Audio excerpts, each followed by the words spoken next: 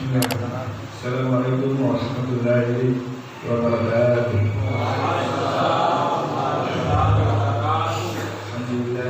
Alhamdulillah Rasul Jamaah Matana Ulahi Musul Asyhadu an la ilaha illallah Asyhadu anna Muhammad abduhu wa rasuluh. Allahumma shalli ala sayyidina Muhammad wa ala alihi sayyidina Muhammad. Puji syukur kehadirat Allah Subhanahu wa taala di subuh hari ini kita masih diberikan nikmat iman, nikmat kesehatan dan kesempatan tak lain untuk melaksanakan salat subuh secara berjamaah. Dan tak lupa juga kita kirimkan salam dan salawat kepada Nabi Muhammad sallallahu alaihi wasallam. Seperti biasa, kami dari komunitas pejuang subuh setelah ba'da subuh akan ada kultur dan insyaallah kultur untuk subuh hari ini akan diisi langsung oleh Ustaz Rahmat. Cuma persingkat waktu kami persilakan ya Muhammad. Wabillahi taufiq wal hidayah. Assalamualaikum warahmatullahi wabarakatuh.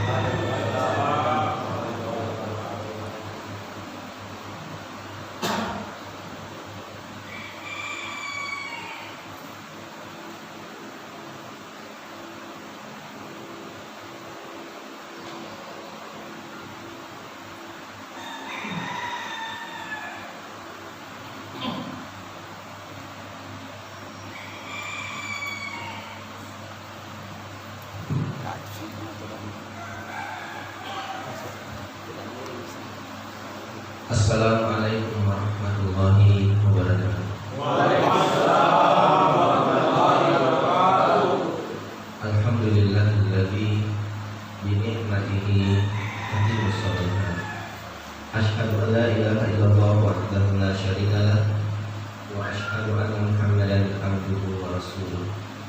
Allahumma la sahla illa ma ja'altahu sahlan wa anta taj'alul hazna idza syi'ta sahlan. Rabbi ishrah li sadri wa yassir li amri wahlul 'uqdatam min lisani yafqahu qawli. Ikhwani fillah, arsyadallahu jami'an wa hafizahullahu ta'ala. Alhamdulillah, kembali Allah Subhanahu wa taala masih berkenan memberikan kepada kita semua nikmat kehidupan setelah tadi malam kita dimatikan oleh Allah dari hidup kita, dan kembali Allah menghidupkan kita, mengembalikan roh kita ke dalam jasad-jasad kita. Ini menunjukkan atau bertanda bahwasanya Allah masih sayang dengan hidup kita semua, ingin mengharapkan atau ingin kita lebih banyak bertobat kepadanya, dan masih memberikan kesempatan untuk kita bisa menambah kebaikan-kebaikan kita. Sungguh orang yang telah mati itu dia tidak bisa lagi mengurangi dosanya dan tidak bisa lagi menambah amalnya. Maka oleh karena itu nikmat umur ini, kesempatan yang Allah berikan kepada kita, maka mari kita pergunakan ke dalam dua hal. Yang pertama, senantiasa bertobat kepada Allah. Yang kedua, senantiasa memperbaiki ibadah kita. Sebagaimana dalam Quran surah Al-Imran, wasari'u ila magfiratin min rabbikum wa jannatin arduhas samawati wal ardh. Dan bersegeralah kalian, wasari'u, dan bersegeralah, ila magfirah, menuju ampunan Allah. Allah Subhanahu wa taala menyuruh kepada kita untuk bersegera menuju ampunan, bersegera bertobat kepadanya. Jadi sifat orang beriman itu yaitu yusari'u fil khairat, sebagaimana sifat para nabi yusari'una fil khairat, yaitu orang-orang yang senantiasa bersegera dalam semua lini kebaikan, dan termasuk kebaikan yang paling utama adalah taubat kepada Allah. Nabi Adam sampai kepada Nabi kita Rasulullah SAW senantiasa bertobat kepadanya. Ingat kisah pada saat Nabi Adam tergelincir dari kesalahan, langsung Nabi Adam alaihissalam mengatakan, Rabbana zalamna anfusana wa illam taghfir lana wa tarhamna lanakunanna minal khasirin. Dengan tobat itu Allah ampuni dosa hamba-Nya dan mengangkat derajatnya. Berbeda dengan iblis. Na'udzubillah. Ia bersalah, diingatkan tentang kesalahannya, ia malah tidak mau bertobat kepada Allah. Na'udzubillah. Akhirnya Allah meletaknya di dunia sampai ke akhir. Kita tidak ingin seperti itu, dan kita tidak ingin berlama-lama dalam kesalahan. Sebagaimana kata para ulama, seseorang itu akan meninggal sesuai dengan kebiasaannya. Apa yang biasa ia lakukan, begitulah ia akan mengakhiri hidupnya. Kita sangat khawatir dan takut dengan kebiasaan-kebiasaan yang buruk yang mungkin masih kita lakukan satu demi satu. Kita khawatir jangan sampai kita meninggal pada saat kita melakukan kebiasaan buruk. Oleh karena itu maka mari lekatkan sifat at-taubah pada diri kita ini, sifat senantiasa bertobat kepada Allah dari diri kita, yaitu kita bersegera. Kita mengintrospeksi diri kita, memeriksa diri kita. Siapa tahu masih ada kebiasaan-kebiasaan buruk, baik itu dari segi perkataan yang sering memandang remeh orang lain. Maka ini adalah sebuah dosa besar yang kita harus bertobat dari. Sebagaimana Nabi SAW mengatakan, la yadkhulul jannah man kana fi qalbihi mithqala dzarratin min kibr. La yadkhulul jannah, tidak akan masuk surga. La yadkhulul jannah man kana fi qalbihi, yang seseorang yang ada dalam hatinya fi qalbihi dzarrah, dalam hatinya sebuah kesombongan walaupun sebesar biji zarrah, tidak akan masuk. Al-kibr itu manakala ada di hati kita kesombongan walaupun dengan sebesar biji zarrah. Al-kibr, kesombongan hakikatnya adalah bukan berpakaian rapi atau berpenampilan yang serba baru, bukan. Tetapi al-kibr di sisi Allah dan Rasulnya, kesombongan yaitu badarul haqqi, menolak kebenaran, wa ghamdun nas, dan merendahkan atau meremehkan orang lain. Oleh itu maka jika masih ada sifat hasad atau hasad pada diri kita, maka kita berdoa kepada Allah untuk dihilangkan sifat hasad kepada kaum muslimin. Misalnya orang lain lebih dari kita dari segi dunia, kita hasad, maka ini semua. Jangan keluar dari sifat hasad ini, yaitu kita mendoakan kebaikan pada orang itu. Misalnya dia memiliki fasilitas yang baru, baik itu pada atau apa yang baru yang menarik hati kita untuk kita mungkin hasad kepadanya, maka cepat perbaiki hati kita dan kita mendoakan kebaikan dengan itu. Di antaranya kita mengatakan barakallahu fiik. Semoga Allah memberkatimu dengan fasilitas itu. Semoga Allah menjadikan lebih taat dengan fasilitas yang kita miliki. Ini salah satu obat untuk menghindari hasad.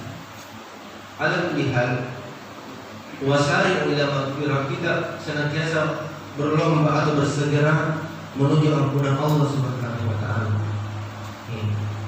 Menuju ampunan Allah Subhanahu wa taala, terutama dosa kezaliman. Kezaliman al-zulmu zulumatin yaumal qiyamah. Kezaliman adalah kegelapan yang berlapis-lapis pada hari kiamat. Misal seseorang pernah menghina atau merendahkan, bahkan mencaci, apalagi melukai tubuh dan perasaan seseorang yang dia tidak meminta maaf kepadanya, dan itu terbawa mati, maka ini termasuk kezaliman yang dimana di hari akhirat tidaklah ia dikisos atau diperadilankan, melainkan amalan-amalan kebaikan itu diberikan kepada orang yang pernah ia zalimi. Sebagaimana Nabi SAW mengatakan, "Atadaruna man muflis, atadaruna man muflis." Atau Rasulullah SAW, tahukah kalian orang yang bangkrut? Para sahabat pada kala itu mengatakan orang yang bangkrut adalah orang yang kekurangan dinar dan dirham. Sebagaimana kebanyakan kita memahami definisi daripada bangkrut adalah orang yang kekurangan uang atau usahanya menurun. Itu yang terkadang di masyarakat kita definisi daripada bangkrut. Tetapi di sisi Allah dan Rasulnya tidak seperti itu. Orang yang bangkrut adalah orang yang di hari akhirat dibangkitkan dan diperlihatkan kepadanya semua kebaikan yang ia pernah lakukan di dunia. Setelah itu diperlihatkan, maka pada waktu bersamaan juga kebaikannya itu dibagi-bagi kepada orang yang ia pernah zalimi di dunia, yang pernah ia sakiti, yang pernah ia ghibah, yang pernah ia fitnah, yang pernah ia tuding dan segala macam bentuk dosa, yang pernah ia bohongi. Alhamdulillah. Baik itu kepada istri kita, tetangga kita. Oleh itu suami yang baik itu suami yang senantiasa mengintrospeksi dirinya jika ada kesalahan terhadap istrinya atau kepada istrinya, maka dia tidak segan-segan untuk meminta maaf.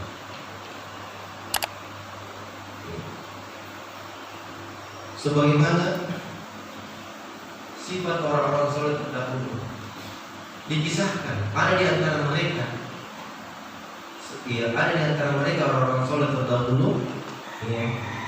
Suatu ketika ia melewati sebuah rumah penduduk dan bertepatan orang ini adalah profesinya penjual minyak. Ia tidak sengaja menyentuh tembok atau dinding dari rumah penduduk, namun bekas pijakan tangan orang itu yang ada di sana.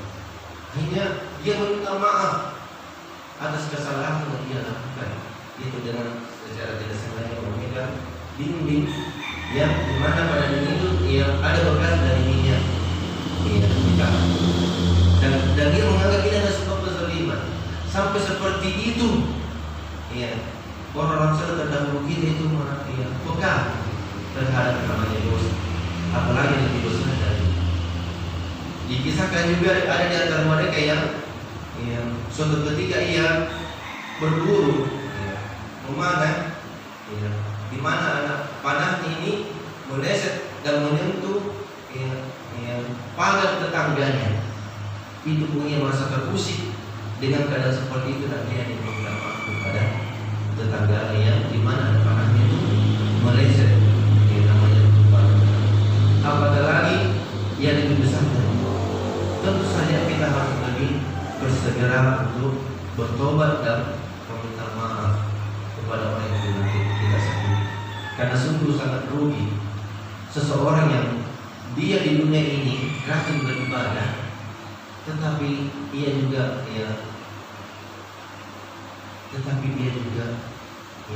senantiasa menzalimi orang lain. Naudzubillah.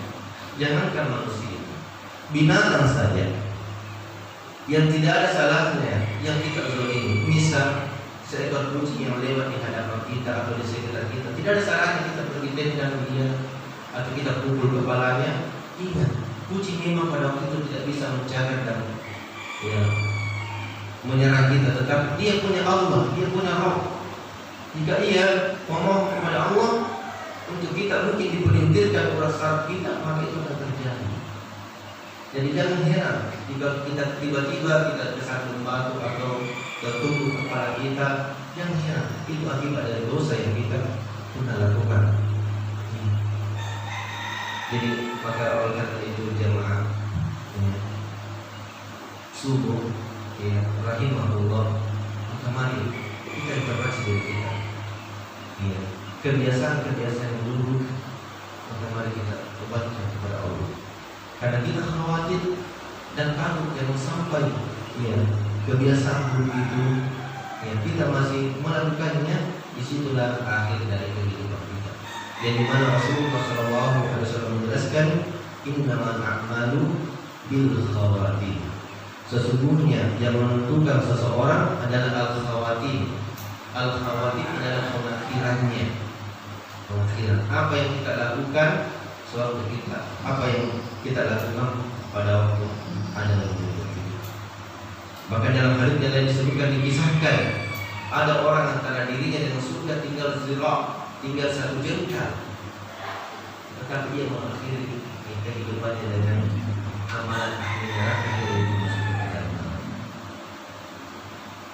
Dan Nabi SAW mengisahkan ada orang antara dirinya dengan neraka zira', tinggal satu jengkal, tetapi dia mengakhiri dirinya atau ia senantiasa bertobat kepada Allah, hanya Allah mengampuni dosa-dosa.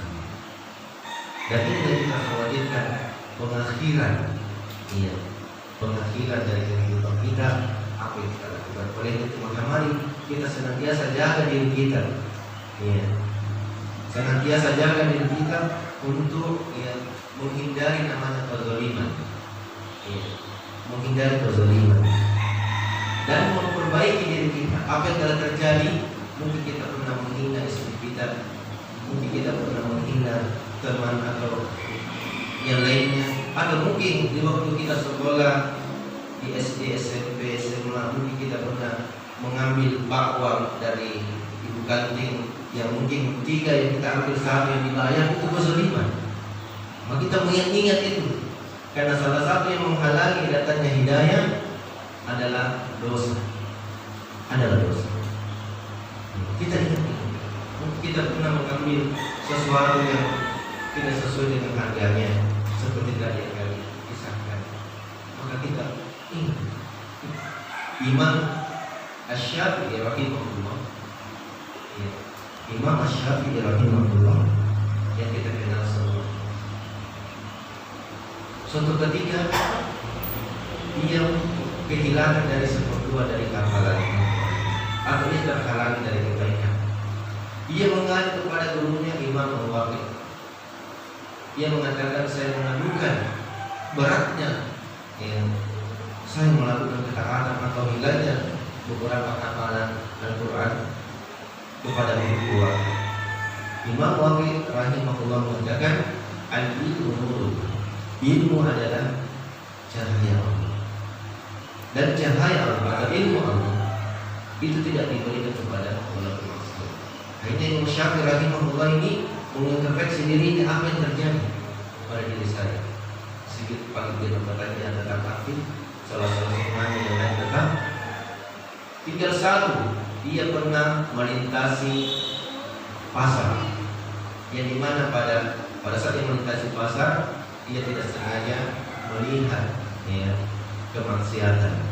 Hanya dengan sebab itu Allah menegurnya dengan cara dia diberatkan atau dia dihalangi dari kebaikan-kebaikan. Apalagi yang lebih besar dari itu. Maka mari di kesempatan berbahagia ini, di subuh yang berberkah ini, kita kembali mengintervensi diri kita dan kesalahan-kesalahan diri kita, kita bertobat segera. Baik itu perkataan, perbuatan maupun kata yang mungkin kita pernah mengambilnya, kita kembali bercakap. Karena Allah Subhanahu wa Ta'ala belum menerima taubat hambanya kalau dosa itu atau hamba itu melakukan kezaliman kepada manusia. Berbeda dengan dosa-dosa yang lain. Karena dosa itu terbagi 2 secara umum, dosa kepada Allah dan dosa kepada manusia. Ada pun dosa kepada Allah seperti kita tidak sholat di dunia atau kita tidak puasa, itu dosa kepada Allah. Manakala kita bertobat, maka Allah ampuni. Berbeda dengan dosa kepada manusia. Kita pernah mengambil uangnya atau membohonginya, menipunya, menggibahinya, menghinanya. Kalau kita bertobat kepada Allah dengan cara mengatakan astagfirullah dan kita salah sunat tobat, itu belum sempurna. Allah belum terima tobat kita dan hanya seperti itu. Nanti Allah terima tobat kita jika kita meminta maaf kepada orang yang telah kita zalimi dan kita mengembalikan hartanya jika harta kita terkandung. Barulah Allah Subhanahu wa Ta'ala Dan kita tentu tidak ingin menjadi orang yang bangkrut di hari akhirat yang disebabkan dengan kezaliman. Oleh karena itu maka mari kita kembali yang memeriksa diri kita, ya, memeriksa diri kita akan apa yang selama ini kita lakukan. Dan biasanya kezaliman ini paling terjadi yaitu pada keluarga kita. Yang dimana Rasulullah SAW mengatakan cukuplah orang itu dikatakan buruk atau jelek jika ia menelantarkan keluarganya. Alhamdulillah. Semoga bermanfaat akan apa yang kami sampaikan. Hanya kepada Allah saja kita memohon taufik untuk senantiasa dijaga di dunia ini di atas ketaatan, di atas agama